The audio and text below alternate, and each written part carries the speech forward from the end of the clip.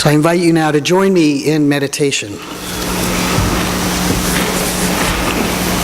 These are the words of John O'Donohue from Bless the Space Between Us. No one else can see beauty in his darkened life now. His image has closed like a shadow. When people look at him, he has become the mirror of the damage he has done. But he is yours, and you have different eyes that hold his yesterdays in pictures no one remembers, waiting for him to be born, not knowing who he would be, the moments of his childhood, first steps, first words, smiles and cries, and all the big thresholds of his journey since. He is yours in a way no words could ever tell. And you can see through the stranger this deed has made of him, and still find the countenance of your son. Despite all the disappointment and shame, may you find in your belonging with him a kind place where your spirit will find rest. May new words come alive between you to build small bridges of understanding. May that serenity lead you beyond guilt and blame to find that bright field of the heart where he can come to feel your love until it heals whatever darkness drove him, and he can see what it is he has done and seek forgiveness and bring healing. May this dark door open a path that brightens consistently with new promise. As we become increasingly sensitive to ourselves and our transitory experience of our lives, our thoughts, emotions, sensations, it becomes obvious to us that the underlying stratum of our life is anger. When someone insists, "I'm never angry," I'm incredulous, since anger and its subsets, depression, resentment, jealousy, backbiting, gossip, and so on, dominate our lives. We need to investigate the whole problem of anger with care. For a life free of anger would be the promised land of milk and honey, nirvana, an existence in which our own worth and that of others is a blessed, confirmed reality. For the psychologically mature person, the ills and injustices of life are handled by counter-aggression, in which one makes an effort to eliminate the injustice and create justice. Often such efforts are dictatorial, full of anger and self-righteousness. In spiritual maturity, the opposite of injustice is not justice, but compassion. Not me against you, not me straightening out the present ill, fighting to gain a just result for myself and others, but compassion, a life that goes against nothing and fulfills everything. All anger is based on judgments, whether of ourselves or others. The idea that our anger must be expressed for us to be healthy is no more than a fantasy. We need to let these judgmental, angry thoughts pass before our witnessing, impersonal self. We gain nothing by expressing them. It is a mistake to suppose that our unexpressed anger hurts us and that we must express it and thereby hurt others. The best answer to injustice is not justice, but compassion or love. You ask, but what am I to do in this difficult situation? I must do something. Yes, but what? Always, our practice must be the basis for our actions. An appropriate and compassionate response does not come from a fight for justice, but from the radical dimension of practice that passeth all understanding. It's not easy. Perhaps we must go through agonized weeks or months of sitting, but the resolution will come. No person can provide this resolution for us. It can be provided only by our true self if we open wide the gates of practice. Let us not adopt some facile, narrowly psychological view of our lives The radical dimension I speak of demands everything we have and everything we are. Joy, not happiness, is its fruit.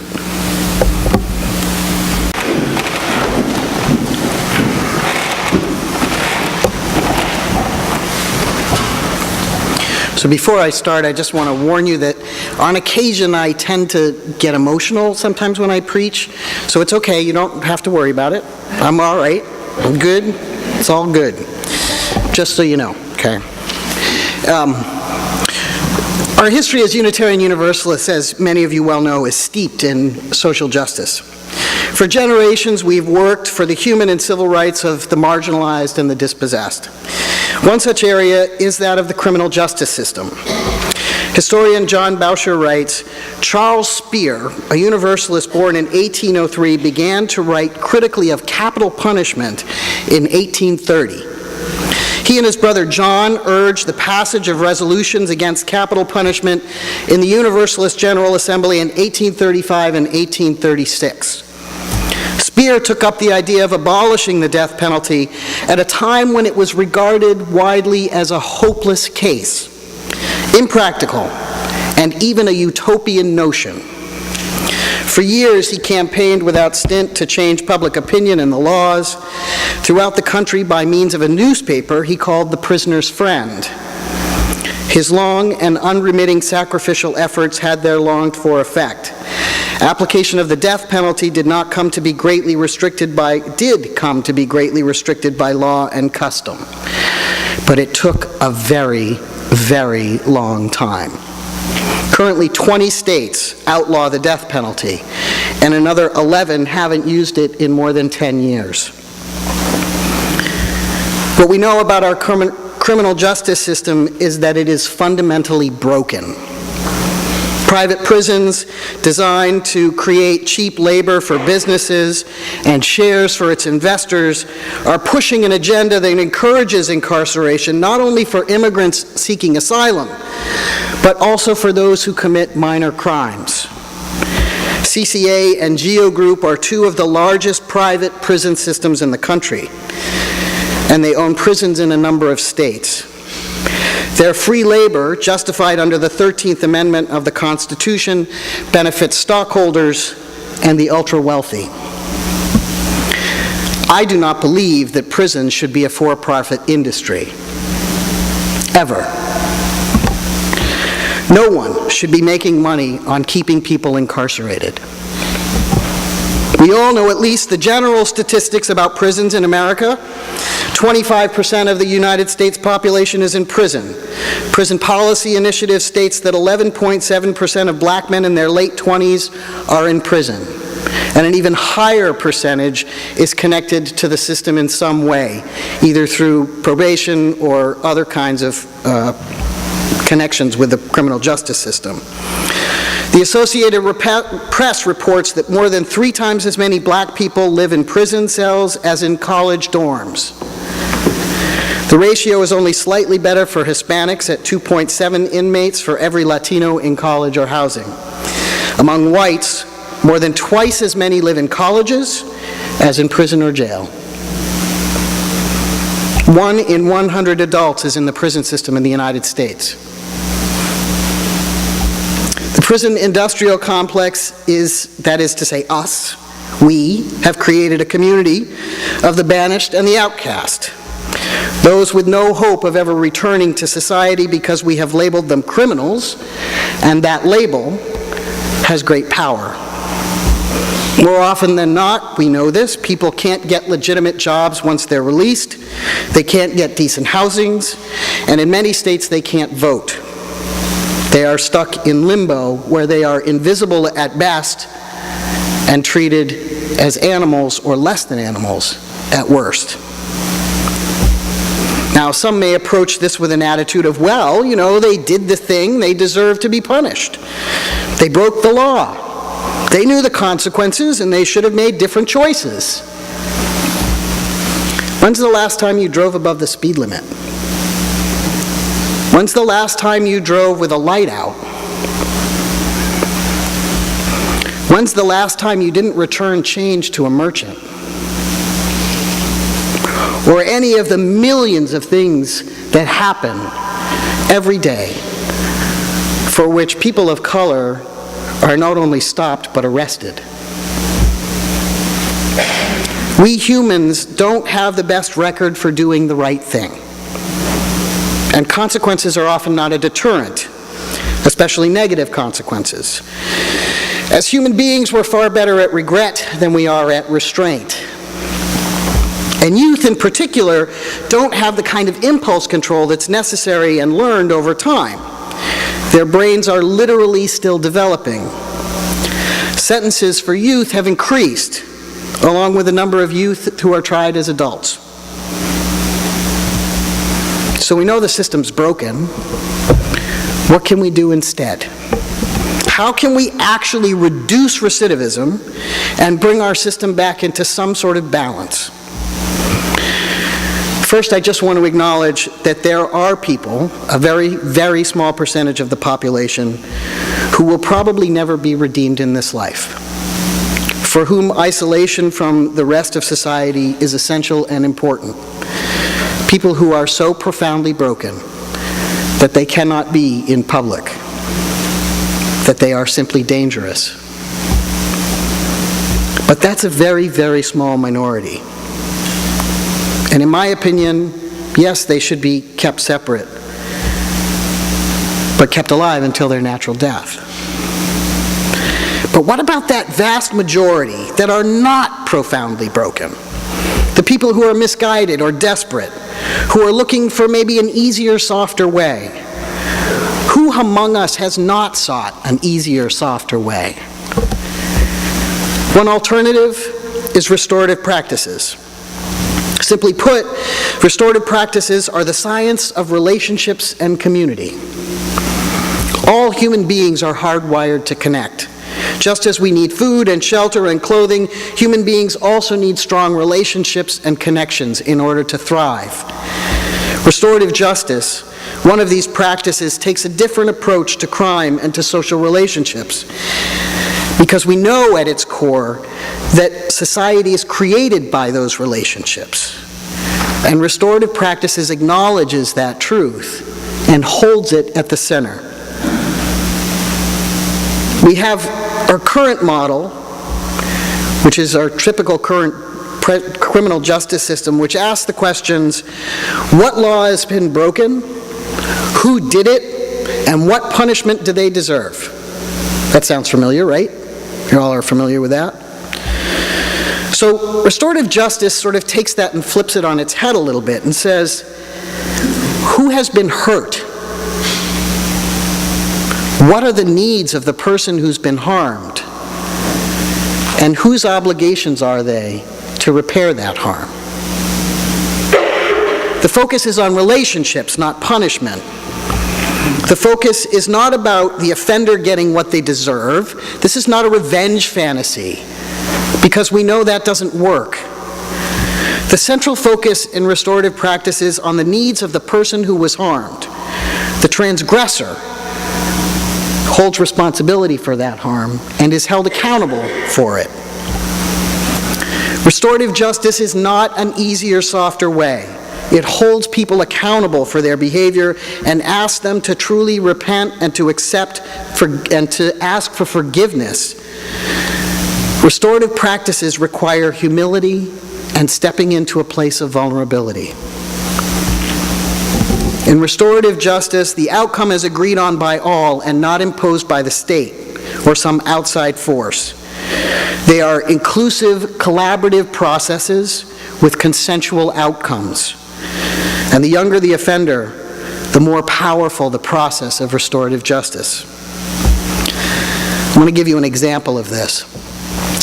In the late 1980s in Pennsylvania, there was six young men in their early 20s who were in a small town in Pennsylvania, and they decided that they were bored one night, and so they decided to go down to the covered bridge, which happened to be in this little town, and they were going to burn it down. So if you know anything about Pennsylvania, they have these covered bridges all over the place, and you can actually do like a tour and go around to all the different covered bridges. So this is like a historical mark in this town. So these young men were bored, and they went down to the bridge and they tried to light it on fire and it wouldn't catch, so they went back and they decided to get gasoline and see if that would make a difference. So they poured a little gasoline on the bridge and they lit the bridge, and the thing went up like a tinderbox and it burned to the ground. Fire departments from 6 towns were called in. Now, no one knew for a long time who did it. Front page of the paper, animals burn down the bridge. Monsters destroy our historic relic. The parents of the young, when the young men were discovered, it was discovered who these young men were, their parents couldn't even go into the grocery store without having someone down the aisle, hearing someone down the aisle say something like, "How could they raise those kids that way? How horrible and awful those parents are." Because this is what we do, right? As human beings. So not only these young men, but their families were impacted by this as well. So these 6 young men were charged with felony arson and were getting ready to go to court. And the International Institute for Restorative Practices heard about this situation and asked if they could do a circle. And the judge said, "Go ahead, you can do a circle, but it's not going to make any difference in my decision and my outcome for this, because these kids were horrible. And how dare they do such a thing?"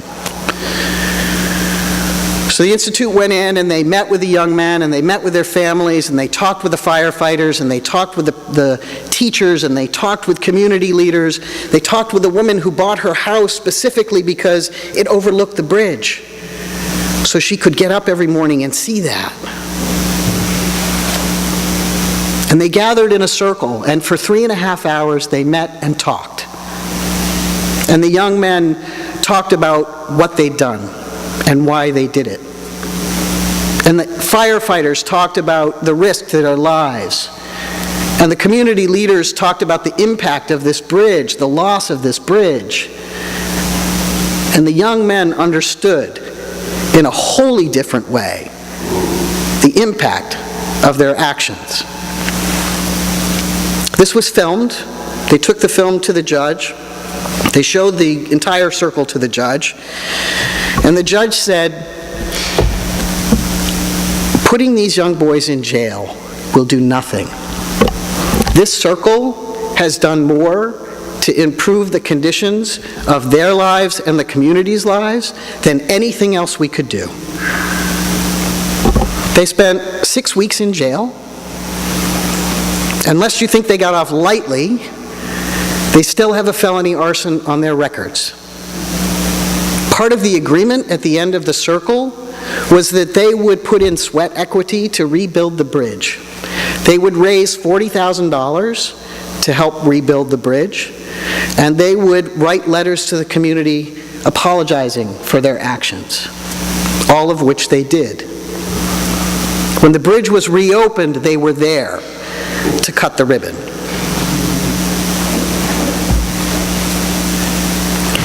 We create the environment for crime. We create the environment that allows that kind of harm to continue. When we cut fundings to schools, when we increase the size of classrooms and reduce support for students, when we increase the dropout rate, when we feed the school-to-prison pipeline, we can't make a difference in anyone's life. Funding and training for programs that could help children succeed have been cut. Youth can't get jobs. They can't get access to state support. They don't have a lot of options. I suppose if there had been something else for these young men to do, they might not have gone down to burn the bridge down.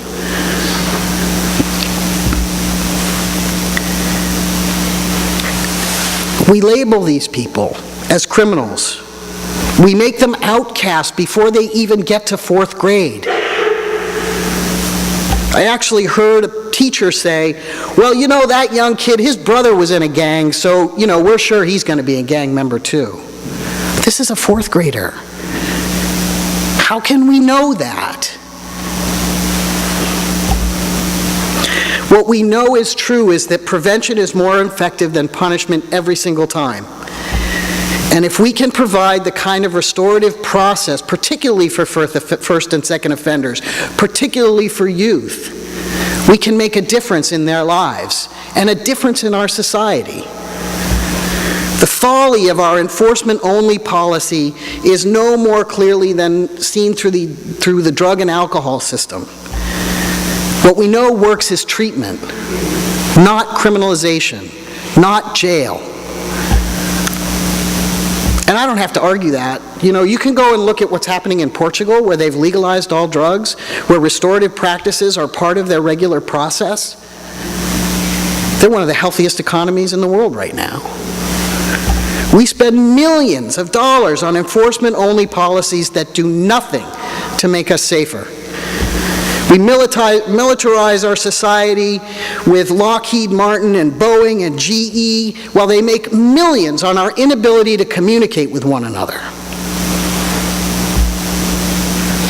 We feed the CCA, we feed the GEO Group using prison labor to produce products for our everyday needs. As people of faith, we have an obligation to put relationships first. We have an obligation to change the way we address crime in our society. Why can't we ask who has been hurt? Why can't we ask what are their needs? Why can't we ask what needs to be done to repair the harm? When you go into the criminal justice system, all parties become passive. There's no opportunity for the transgressor to repent, to accept responsibility for their actions. The system is set up in a way to prevent that. When a society spends more money on prisons than on education, what does that say about society? When those prisons are filled disproportionately with people of color, what does that say about our enforcement?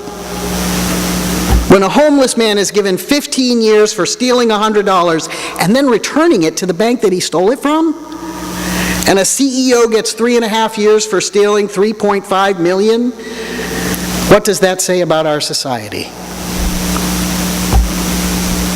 We have alternatives that work. We know that restorative practices can work in schools and in the criminal justice system. We've seen it. It's been proven. We could fund this stuff if only we actually had the will to do it. If we are to side with love, then we have to acknowledge when we fail. And in this, we are seriously failing. May we find the courage to seek a new way. May we find the courage to speak out against the assaults on humanity. For our siblings in spirit and truth, may we forgive others and be forgiven for our own failures and our misdeeds. And may we always, in good conscience, side with love. Because that, my friends, is the only answer. Blessed be, and amen.